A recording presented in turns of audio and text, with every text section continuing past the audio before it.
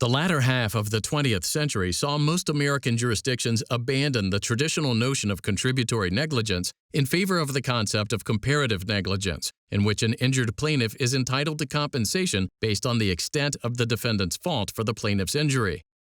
But comparative negligence quickly came into conflict with the notion of joint and several liability, and the New Mexico Court of Appeals considered that conflict in Bartlett v. New Mexico Welding Supply, which we'll call the company. 3 vehicles were driving in line.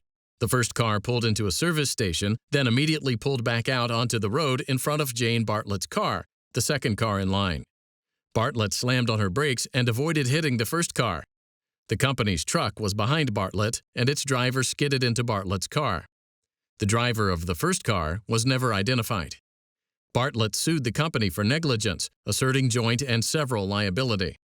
Because New Mexico courts had recently adopted pure comparative negligence, the jury assessed the comparative liability of everyone involved in the accident. The jury found that Bartlett's damages were $100,000 and that she wasn't at all negligent. The jury further found that the company was 30% at fault for the accident and the unknown driver was 70% at fault. Bartlett moved for judgment against the company for the full $100,000.